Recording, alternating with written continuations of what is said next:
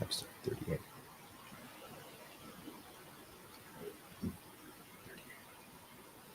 Hello and welcome to Season 6, Episode 38 of Dualistic Unity.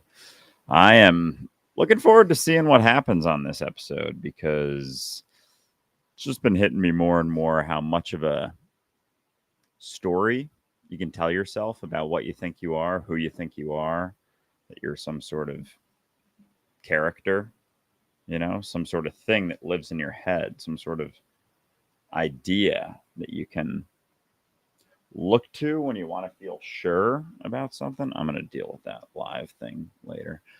When you want to be sure of something, like how you're doing. And when you don't look to that so much anymore, you realize how many walls were in place because you were looking for that or looking to that, trying to maintain certain walls and perspectives of yourself when they weren't actually ever the case. And that's how I'm starting this episode.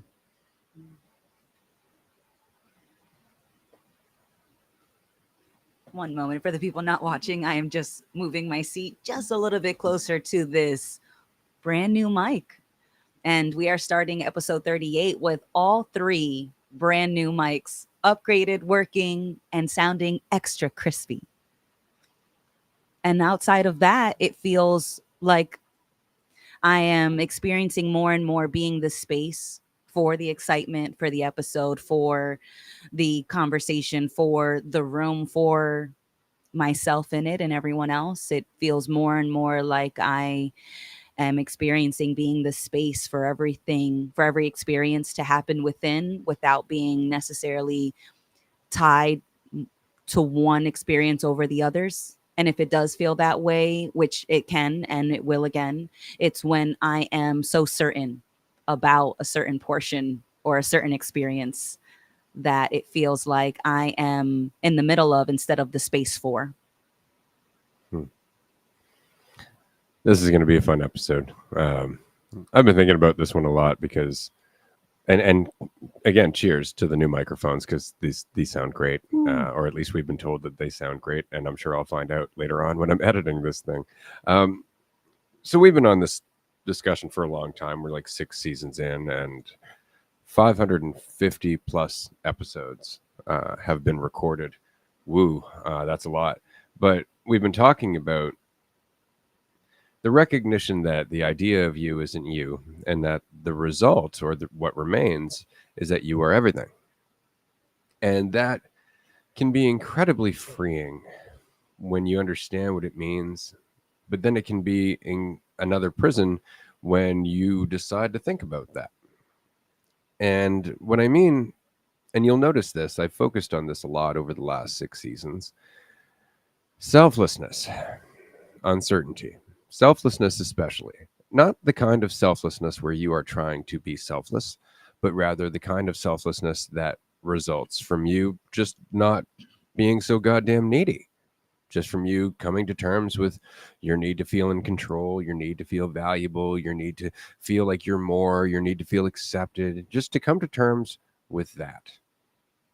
And if you can come to terms with that and just not act on any of those needs, that doesn't mean to eradicate those needs. It means to be aware of them, to accept them, to see where they come from with acceptance and love, if you'd like to put it that way. Right? But it's to just deal with them as they arise, rather than immediately rising to them, trying to act them out. And what results is that you are just living your life. You're playing your role. You interact with people, you say what you're going to say, you interact with them according to, again, the needs that you are addressing in yourself, which means where once you might have needed to put on a show and try and impress this person, now that you're addressing that, you don't. And so you're a little bit more authentic, and thus you have a different ripple in their life. That ripple being one of authenticity, one where you're not asking anything of them, where you're not trying to get something from them, you're not pushing and you're not pulling. So that is the kind of selflessness that results from dealing with your shit. Then there's the other kind of selflessness, which is really just another form of selfishness. And that's to try to be selfless, to be selfless in order to be unifying, to be selfless in order to have an impact, to be selfless in order to manipulate the world. And immediately you start to go through all these scenarios of things that you have to do in order to be selfless, all these things that you have to do in order to be unifying or to be present. You come up with this concept of letting go instead of the actual application of letting go, which is always with your needs moment to moment to moment. Letting go of your need to rise to them, letting go of their importance. But instead, recognizing that you're everything can easily become self-importance rather than freedom. It can easily become a sense of responsibility for everything rather than responsibility as everything for right now. And that's where you start getting like your Messiah complex. That's where you start to hear why these people on Instagram and otherwise will say it is dangerous to think that you're a God. And they're right, because the thought of God is not the reality. The reality is the result of getting out of the way. Very much so. And on Instagram and TikTok, I was certainly one of those people, for a while, up until right now. I mean, when is that not really the case, the opportunity, to let go? And so to do it right now is just relaxing and recognizing, the selfishness that has been played out in different ways, like the reality of feeling, very self-important because of the thought of being God, like it can really do a number on your perspective of yourself because it becomes a new idea of yourself. And it's like, oh, it got traded for the old idea, the old one that you didn't like. Then it's built on top of that as one that, you do, makes you feel good. And without that idea, you're just being everything.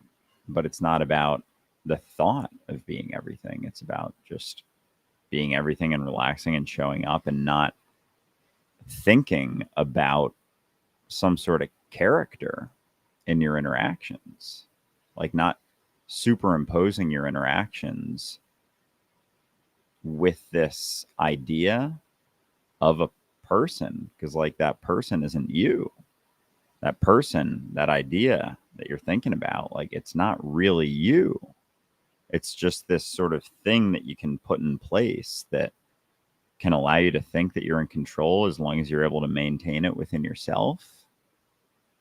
But then your world gets very small and very separate, and you start to just be by yourself. A lot of the videos I would make were just by myself. I had an aversion even to interacting with people, on a live stream or something, or in person, collaborating even. And so I've been very insecure in a lot of ways, but then was able to kind of curate a character in my head in a lot of ways. For yourself, yeah. For myself, to feel better about things. But it was very much a blinder, I think, to a lot of my actions. See, I want to get into this because somebody said here, I felt it brought me back to my ego side. And I can only assume that they're talking about the idea of being God, which is, again, the idea of being God. But there's always this sense, and I know I went through it too, that the ego is a bad thing. Oh my God, I'm thinking about myself. Gotta kill it. I got to get rid of that. Got to get rid of that. But it's that moment-to-moment interaction with the idea of yourself that teaches you empathy. It's the moment-to-moment interaction with those needs that teaches you how needy we all feel, how scared we all are, the common denominator of uncertainty. Because you'll notice that all of your needs are trying to answer the problem of uncertainty. All of the thoughts in your head, all of those needs that beg to be itched, are all trying to solve your fear and your insecurity. And in seeing them moment to moment, in dealing with them, and again, accepting them, understanding them, not vilifying them, not looking at the actions or thoughts of the ego or that are the ego as a bad thing, but to recognize it for what it is, which is a perspective that is valid. It's a valid perspective. To vilify the perspective of our quote unquote ego is to vilify everyone, right? Including ourselves. There is nothing wrong with your ego. If it wasn't for the ego, you would not love other people, right? Because you wouldn't have the perspective of other people. If it wasn't for the ego, you wouldn't have, family, friends. If it wasn't for the ego, you wouldn't have any of these things, because these are all parts of your identity that you've built over a lifetime. But that said, it's the commitment to that identity that is changing.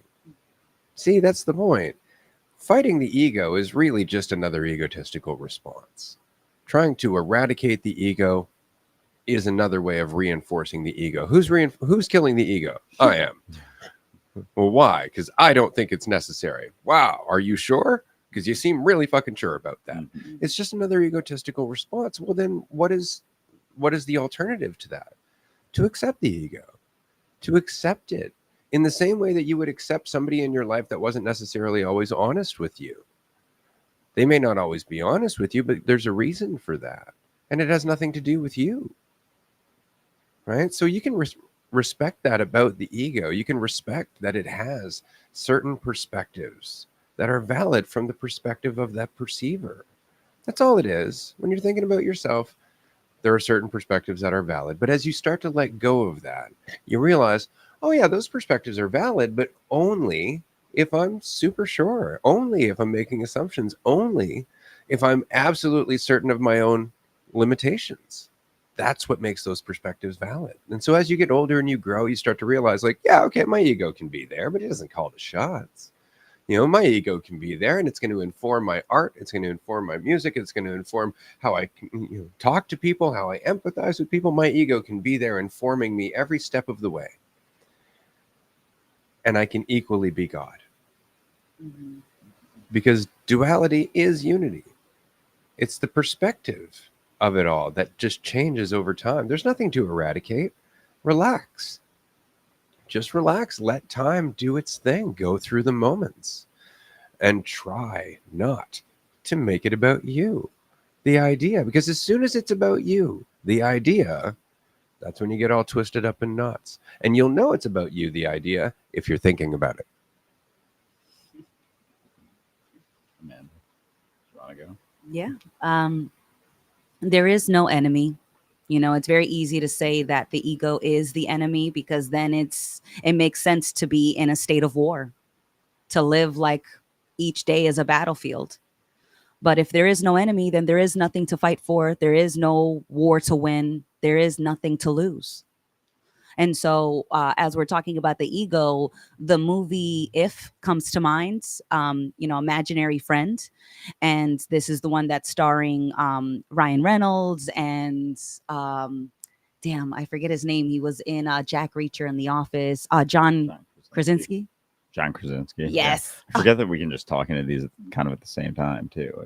We can all get in here and talk to one another, and it sounds like we're just super close, like we're all in a closet.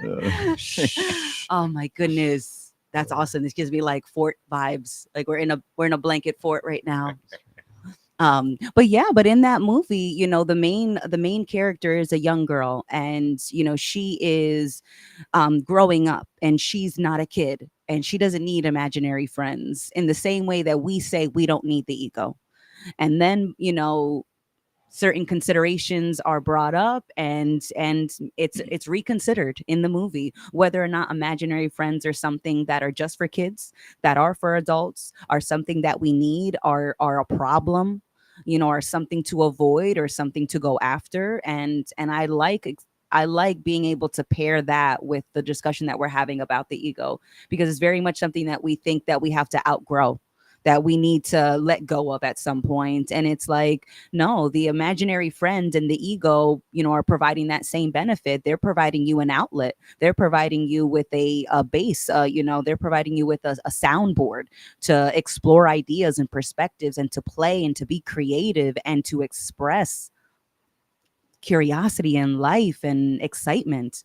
And so I think it makes more sense to not think I need to get rid of anything, and just see where that conflict is coming from, which is usually that I think that there's a problem.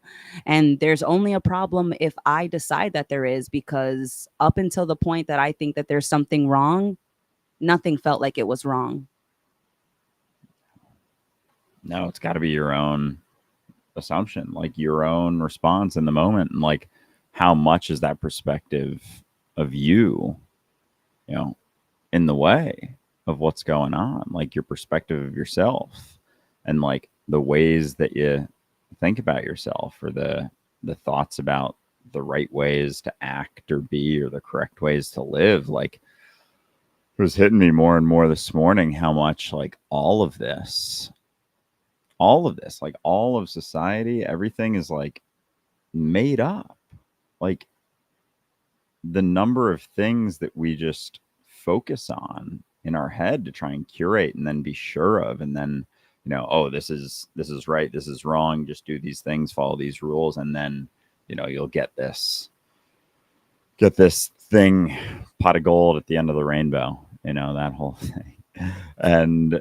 And there are no guarantees. Like, the thought of heaven and hell, like that, as long as you do those things, you'll get to heaven after you die. It's like, that is such a big, massive bank. It's equally false if you think you can do a number of things to get to heaven while you're here. Yeah. See, either way, if you're trying to get to heaven, here or otherwise, you're missing it. Mm-hmm. Yeah, it's just right here, because it's that perspective of yourself. It's that, the devil is yourself. It's that idea that you have that cuts you off from everyone else, that causes you to feel like there's something to be, something you should do or shouldn't do. And like, yeah, how much is that your focus? Like, how much of your day-to-day choices and decisions are focused on yourself? And why? And because why? if they're not, you're left with just here. Mm-hmm. Just here. And again, it's really unsatisfying when you really just get out of your own way and you're left in a room that you've been filling with thought up until that moment. And then you just look around at your rather empty, quiet ass room. It's just you. It's just you now, and you've got all this space to just live, but there's no sense of what you should do and what you shouldn't do. There's no sense of, what's going to make you better or what's going to make you worse. Now you're just left with life. You're just left with it here, now. And that's why we run, is because there's so much space there. And there is no one to tell you the right answer. But isn't it funny? Because that's what we want, isn't it? Mm-hmm. Isn't that what we want? Freedom? The freedom to actually make our own decisions, the freedom to look at things for ourselves, the freedom to actually determine what our life is about. Mm-hmm. But how can we do that if we're never actually sitting in life long enough to figure out what the fuck it is? And I mean this sincerely, like just being unsatisfied for a while. And I mean that. If you're listening to this, make that a practice. If you get up in the day, don't try to paint a rosy picture like today's going to be awesome and I'm going to make the most of it. I'm going to be there. I'm going to be present. Don't do that. I mean, just don't. Just wake up, roll out of bed, kind of yawn, stretch, do that thing. Maybe don't be all smiley. Maybe just think to yourself, shower would be good. Just go to the shower and take a shower. And what you'll find is that as you sit there in that place where you're not trying to be satisfied, where you're not trying to be anything, where you're not filling it with thought, is that you start to pay more and more attention to the experience that you are actually having. Because there's nothing satisfying about life, but it is completely fulfilling. not in a way that makes you more or a way that satisfies some lack, but in a way that you are completely involved with it moment to moment. There is no lack to feel because all of you is involved with the experience that you are and that you're having. It helps to keep that in mind, that this urge to chase satisfaction, to chase heaven, to chase being an enlightened person, a unifying person, a good person, any of these things, really just tears you away from the reality where you are already connected to everything. And the greatest change that you can have is just in being yourself. Yeah. Just being yourself, just being honest with yourself, and just looking at, the tendencies that you have had to think about yourself, be honest with those, and just not keep doing it. Just dropping it in the moment that you're in. As it pops up. Yeah. Rather than trying to preemptively drop things. That's the danger of the mind. Oh, there's going to be things down the road I'm going to have to let go of. I should make a list. Now let go of them now. It's like, nope, you're just putting them on a list now. That's right. Yeah, because the alternative is just relaxing, and just being where you're at and like paying attention to the experience that you're having and realizing, where you've put yourself first. And because even like apologizing for things, that's not really doing anything. That's not change. Well, it's like, who are you change. trying to tell that you were putting yourself first at that point? Like, who are you really just avoiding taking it in yourself by making somebody else accept it? Like, that's the big thing about that. It's like, oh, I'm sorry, I wasn't very present with you. Well, you're still not. Now you're thinking about the past, and now you're making me think about the past. You're going to apologize for that now? Right. And the loop continues. Right. And then you just focus on that and assume that, there's something to be based on that. Assume there's some character, some story that you got to live up to because you feel like you have so far. It's like really you've just blinded yourself from your experience. No, you haven't done shit. You've done the best you could. See, that's the problem with looking back like that, is that you're looking back at a fiction. You're looking back at your judgments. You're looking back at your perceptions. You're looking back at, again, your insecurities now. You're not looking back at the past. You're not in any way looking back at what you've done. What you're doing is you're looking back at how you still judge yourself. Now you're projecting it into the past, though. Right. Yeah. Yeah, it's just the focus right now. That's all, because then it's like there can be things that expand from there. Stories, other characters, because even the characters of other people too, they're just characters as well. Like the way that you see someone isn't actually them.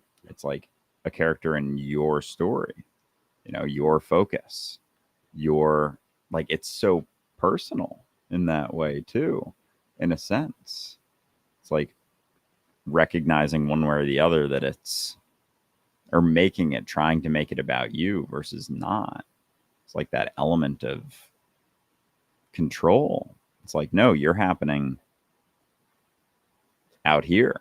You're happening like in front of your eyes, not behind your eyes, not in your head, but out in reality, in life. Yeah, and you can't be categorized. Like, that's the whole point. Like, you can't. Like, even the idea that, you could know somebody. What does that mean? What does it mean to know somebody, to have an idea of them? Oh, Jill would never do this because Jill does this and this and this, and I've always known Jill to do this. And Jill is exactly the same thing you are. And that's really ultimately the reason you don't want to look at that, is because you don't want to realize that you are not what you want to think you are, right? That you will never be what you want to think that you are. And so that's what all of this comes down to. When I look at people, I see a giant question mark, in the same way when I look at myself. Anything's possible. Anything's possible. Just because that they're acting a certain way up until a certain point doesn't mean that they can't suddenly switch, right? But you can certainly convince yourself, no, that's a certain type of person. If you're trying to convince yourself that you can do the same, that you can be a certain kind of person. Oh, for sure. Yeah. And that one, like those things, just the walls, the lines we put up in the sand, you know, about what we think we are and what we should or shouldn't do or be, how we should or shouldn't act, like all of these made up ideas based on our own fears, just based on our own sort of perspectives of trying to, you know, subdue certain things or have certain judgments about certain ways of acting or ways of living. It's like then we create rules around them, and then it's not really about being relaxed at all. It's just about following the rules in the best way. And that's a very rigid, intense experience trying to follow the rules, you know, your whole life. And it's like depends, it's like whose rules, what rules. It's like those are all made up too. We're talking about the narrow path versus the wide path, and Jesus talked about the narrow path traveled by few, and it's like that's such a big talking point for Christianity is just, you know, the billions of people. It's like it's a very wide path there, following someone else, something else, as opposed to, you know, just following yourself.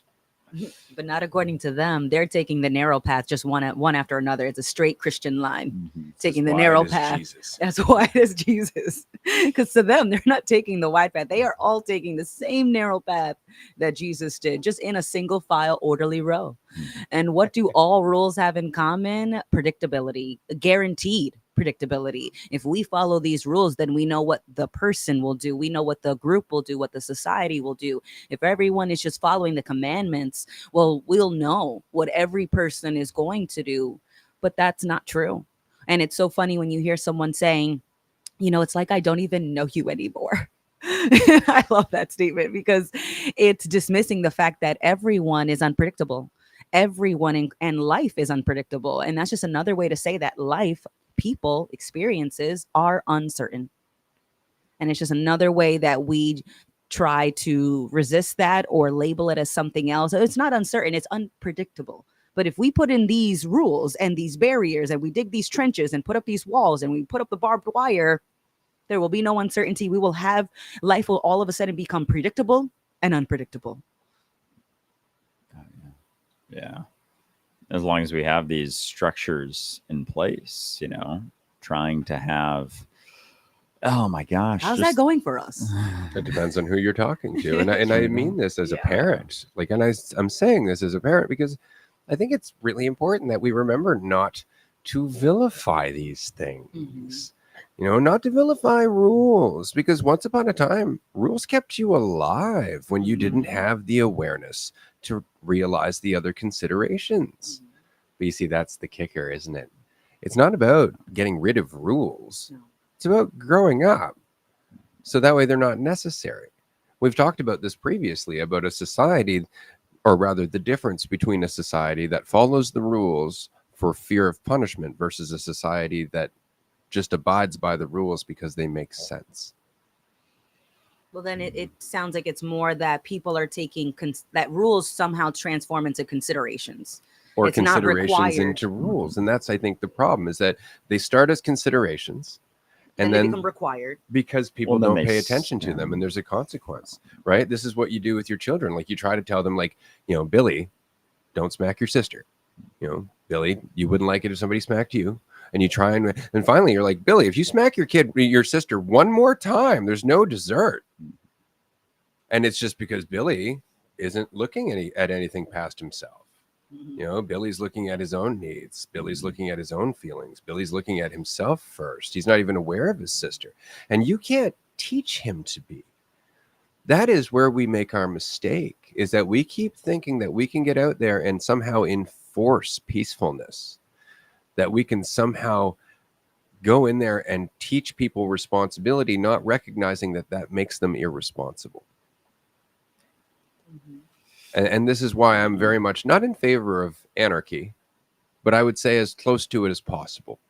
And by that, I mean small community driven governments that work together, but small community driven governments where the rules aren't rules. They're the considerations of the town, they're the considerations of the community, agreed upon, discussed, not enforced, but discussed according to the priorities. And then when the priorities of the community aren't in line, it's up to everybody to work together. It's up to everybody to grow together. And you can't do that by vilifying people who aren't following the rules. You can't. There's no growth in that. But yeah, we'll hold on to that perspective that like, oh no, I'm right and you're wrong.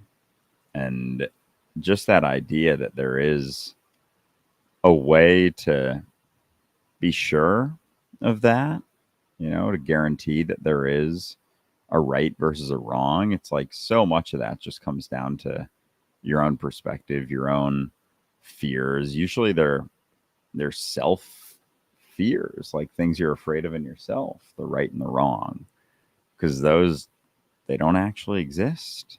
You know, they're not actually a thing that exists in reality. Like, it is what it is. I remember one of my first big mushroom trips.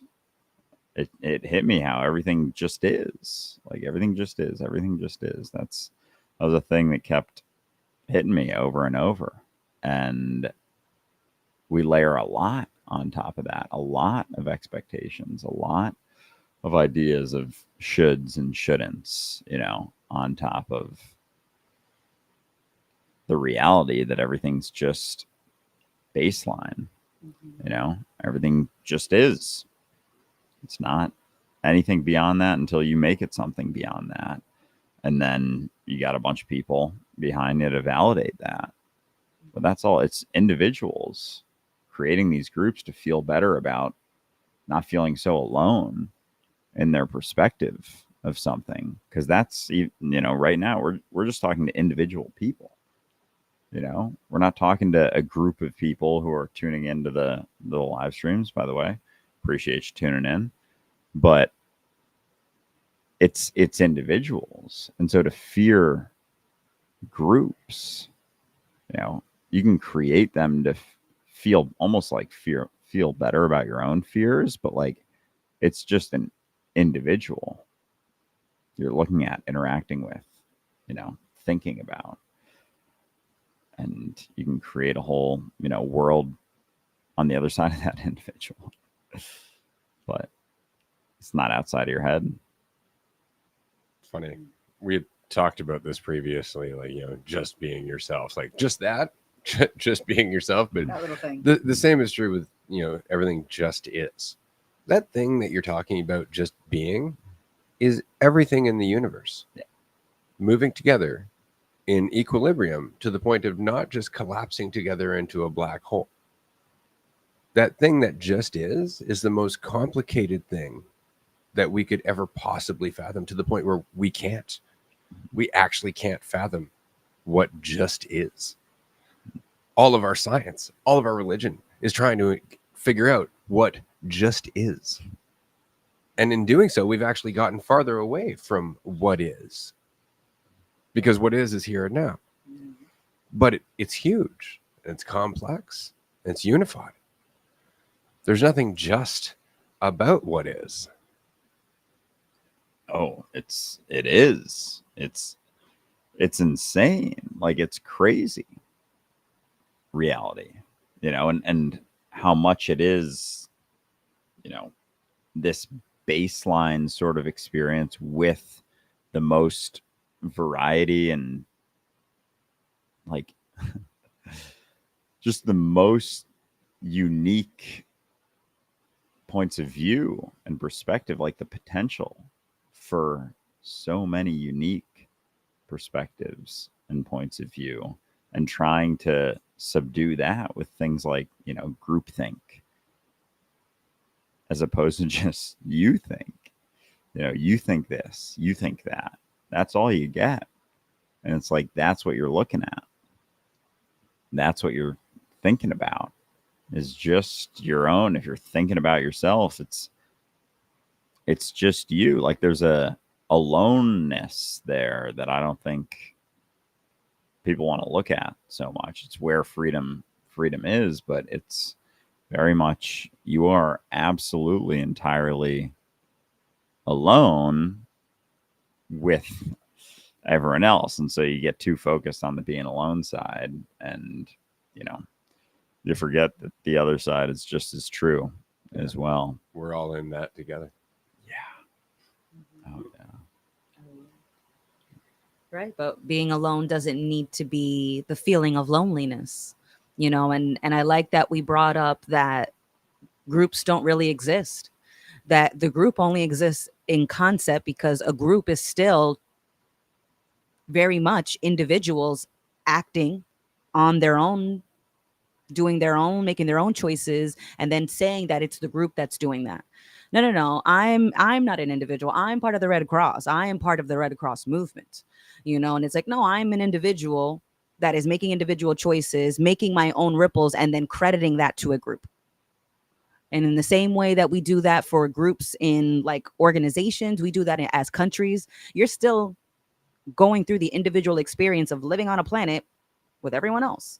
And whether or not you feel that you're a part of a group that has meetings, or you're a part of a group that has citizenship, or you're a part of a group that has heritage, doesn't matter. You're still going through the experience of an individual, whether or not you give credit to the individual or the group, or to both, or to neither.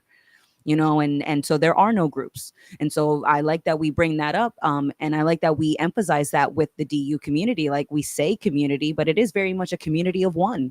It is people showing up for themselves, not because it means anything about them, and not that because they're going to control the perception of them to others, not because they're going to save anyone or save themselves or be selfless or be selfish. People are showing up for any reason and no reason. And that is their choice. That is their experience. And as much as it feels very shared, the experience, it's still all going through the same individual filter for each of us.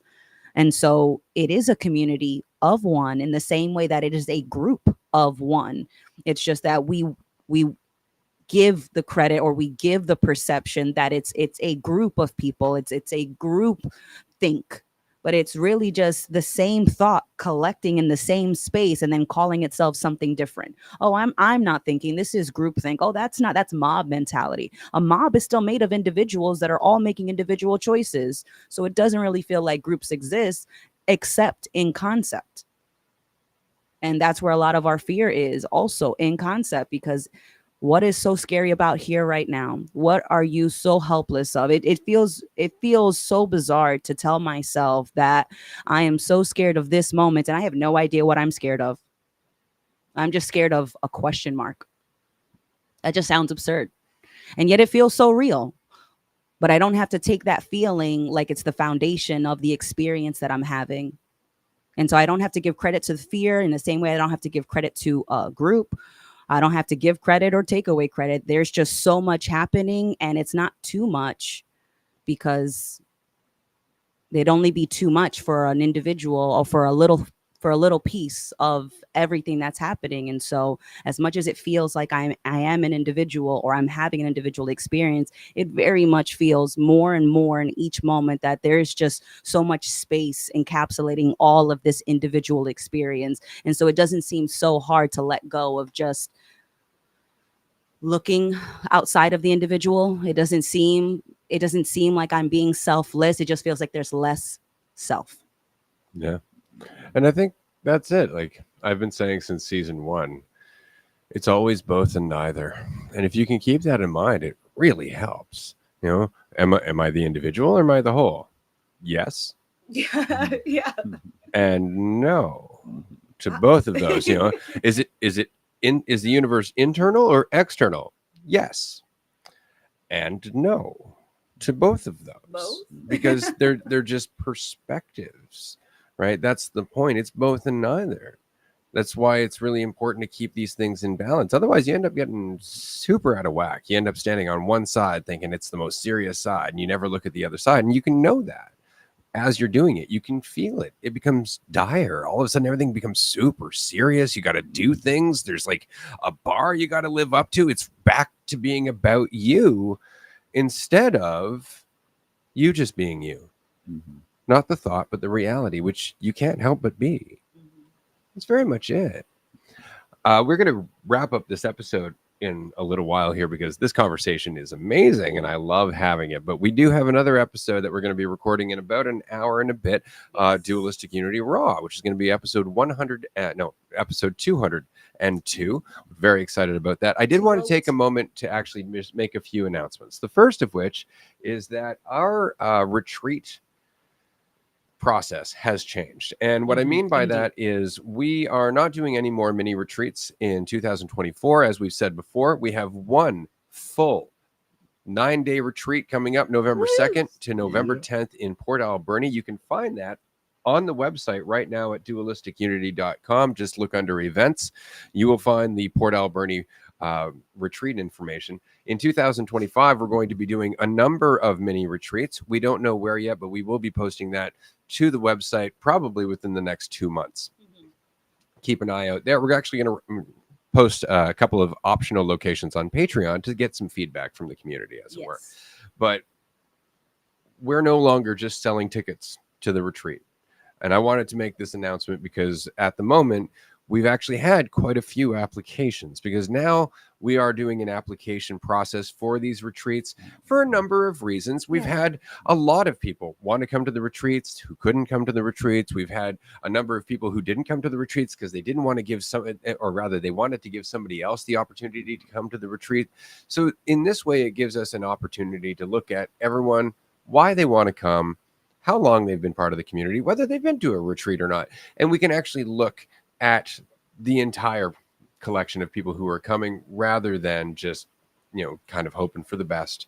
And I say this not just for everybody coming to the retreat, but for the person who buys the retreat ticket and then later on says, well, I guess I'm not really sure. Can I have a refund on that? And we're like, well, sorry, we have no refunds. And, so we've decided to make this process a little bit more of a process. You really have to let us know that you want to come. This can't be one of those things where you're like last minute, well, I've changed my mind, or, I'm not sure if I'm ready yet. If you're ready, then fill in the application. So I just wanted to throw that out there. That is the first thing. The second thing, and I think this is really exciting, and I mentioned this earlier, we have over 550 episodes of Dualistic Unity, which is amazing in under 3 years. But the majority of those episodes have been recorded in like the last year. Like we've really ramped up the amount of content that we're pumping out.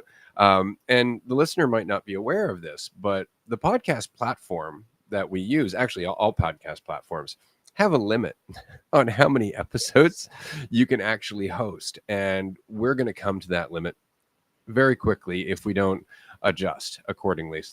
And so what we're going to do is we are going to start grandfathering a few of the older episodes. Now, you might be thinking, oh no, what about the old seasons? The old seasons are fine, but we're going to go into the raw episodes and we're going to take the first 100 episodes and we're going to pull them off the podcast one by one, and we're going to put them on Patreon. So that way they're always available to anybody who would like to help support us on Patreon. You can listen to the episodes there. They'll always be in the archives, as well as all the group sessions and whatnot that we've also done on Patreon. Very juicy. Very juicy. So it's going to be a great way to build that archive, because again, you've got all of my old articles from like 2005 to 2007. You got a story that I was working on. We got some draft. We got the ebooks are on there. We've got the draft of the new book that's coming together. That's going to be released soon. So there's just a lot of stuff coming on Patreon. But I wanted to let everybody know, like if you haven't listened to those first 100 episodes of Raw, I'd suggest doing it now, because shortly they're no longer going to be available. We're pulling a whole Disney act. No, I was kidding. Disney, Disney has the vaults. They take away some of the classics. I don't know if it's a real vault. It's a metaphorical vault. Yeah. I don't know if it's a real vault. It's definitely metaphorical, where they like release like the original Cinderella or the Fox and the Hound or certain things. But no, I just wanted to say that for the comedic punchline. That was strictly for me. But if you laughed, I'm glad. Poor Mickey's still locked down there.